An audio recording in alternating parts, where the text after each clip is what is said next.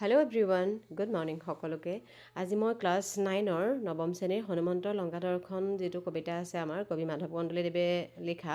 সেই কবিতাটোৰ অতিৰিক্ত কিছুমান প্ৰশ্ন লৈ আহিছো চমু কোৱেশ্চন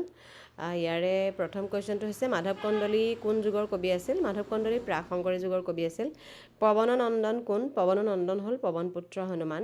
লংকাপুৰী ক'ত অৱস্থিত লংকাপুৰী ত্ৰিকুট পৰ্বতৰ ওপৰত অৱস্থিত হনুমানে কিহৰ ওপৰত বহি লংকা নগৰীখন চাইছিল হনুমানে সুবেল শৃংগত বহিয়েই লংকা নগৰীখন চাইছিল কাশ্যপনন্দন কোন কাশ্যপনন্দন সূৰ্যৰ আন এটা নাম কাশ্যপনন্দন সূৰ্যৰ আন এটা নাম হনুমানে প্ৰাচীৰৰ ওপৰত উঠি কি দেখিছিল প্ৰাচীৰৰ ওপৰত বহি হনুমানে লংকা গড় দেখিলে নগৰৰ ফালে গৈ থাকোতে নানা ফল ফুলৰ গছ দেখিবলৈ পালে অমৰাৱতী কি অমৰাৱতী হৈছে হিন্দু শাস্ত্ৰ মতে অমৰাৱতী ইন্দ্ৰৰ ৰাজধানী য'ত দেৱতা অপ্সৰাসকলে বাস কৰে এই দেৱপুৰী বিশ্বকৰ্মাই নিৰ্মাণ কৰিছিল এইখিনিতে কোনোবাই যদি মোৰ চেনেলটো সাবস্ক্ৰাইব কৰিবলৈ পাহৰি গৈছা প্লিজ সাবস্ক্ৰাইব কৰি দিবা নেক্সট কোৱেশ্চনটো হৈছে দাশৰথী ৰামৰে কি অৰ্থ কৰিছে দাশৰথী ৰামে দশৰথৰ পুত্ৰ ৰামৰ কথা প্ৰকাশ কৰিছে কবিতাটোত তাৰ পিছত আহিছে কেইটামান চমু প্ৰশ্ন উত্তৰ সুবেল গিৰিৰ শৃংগ অতি বিতুপন তহিতে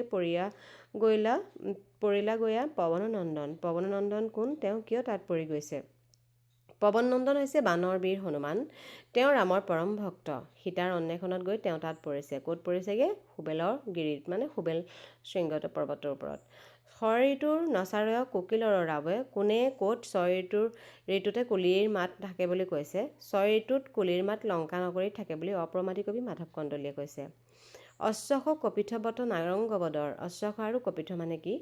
অশ্বখ মানে হৈছে পবিত্ৰ বৰগছ বা আহঁত গছ কপিথ মানে হৈছে ঔটেঙা মাথা তুলি দেখন্ত আদিত্য অস্ত্ৰজান্ত সূৰ্য অস্ত যাবলৈ ধৰা দেখি হনুমানে কি কৰিছিল সূৰ্য অস্ত যাবলৈ ধৰা দেখি হনুমানে আদিত্যক মানে সূৰ্যক আৰু কিছু সময় ৰবলৈ অনুৰোধ কৰিছিল যাতে তেওঁ ৰামৰ কাৰ্য সিদ্ধিৰ বাবে লংকা নগৰী সুন্দৰভাৱে চাই ল'ব পাৰে আজিৰ হনুমন্ত লংকা দৰ্শন কবিতাটোৰ প্ৰশ্ন চমু প্ৰশ্নকেইটা ইমানেই আছিলে তোমালোকক ধন্যবাদ ইমান সময় মোৰ ভিডিঅ'টো চাই থকাৰ কাৰণে আৰু ইয়াৰ পৰা লাভাবান হ'ব বুলি মই ভাবিছোঁ আৰু যদি ভিডিঅ'টো ভাল লাগিছে লাইক শ্বেয়াৰ এণ্ড ছাবস্ক্ৰাইব কৰি দিবা আজিৰ ভিডিঅ'টো ইমানেই আছিলে ধন্যবাদ